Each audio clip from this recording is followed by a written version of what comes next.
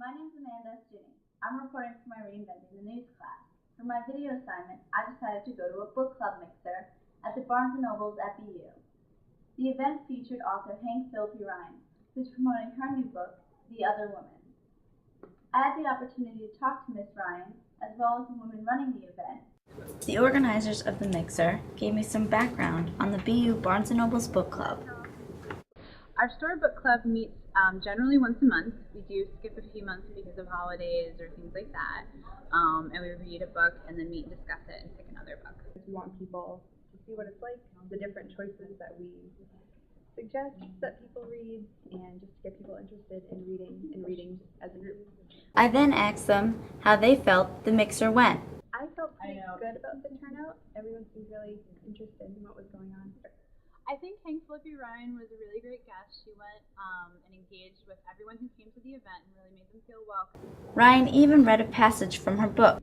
Blue uniforms surged in to surround the candidate, linked arms in a protective circle, blasted her in the center, moving away from the stage, deeper into the crowd. Every arm reached for him, every camera aimed at him, every person wanted him. After the reading, the author sat down with me to talk about her writing career and her new book. I've been a writer for maybe 40 years because I've been a television reporter since 1975. I work as an investigative reporter at Channel 7 in Boston, and I started writing mysteries in 2005. So I've been writing nonfiction since 1975 and fiction for the past 7 years. My current book, which has been on the Boston Globe bestseller list for a couple of weeks and is already in a second printing, is called The Other Woman, which is a political thriller set in Boston. What inspired this book was an article I read about Mark Sanford, the ex-governor of South Carolina, who ran off on the Appalachian Trail, he said, when he was really out with his Argentinian mistress. And I began to wonder who would be the other woman, and why would somebody take that role, which is obviously so self-destructive and destructive of the person you ostensibly love. And in that article that I read, someone said, you can choose your sin, but you cannot choose your consequences. And I thought, I'm going to write a big, juicy thriller about murder and consequences and fidelity and marriage and the reasons someone would be the other woman. I also got to ask the ladies how they feel technology is affecting reading today. I think it's a bit early to try to say if technology is helping or hurting reading. I think there are definitely benefits that we're seeing. It's, you're able to teach people how to read using e-technology. It's easier for people to fit reading into their lives with it because they can just take it with them and read it wherever they happen to be. And it's usually on devices they already own or already carry with them.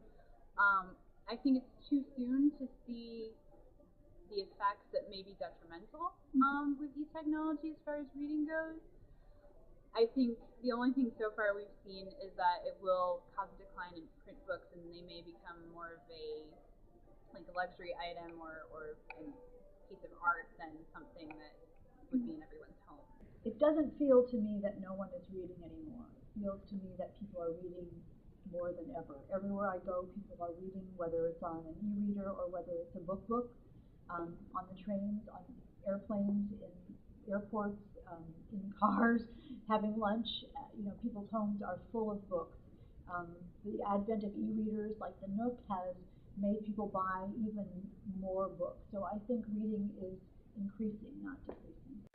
I think, the fact that the book club is still going strong does speak to the fact that people will always be reading. I think the e-technology that's coming is definitely going to change the face of bookstores.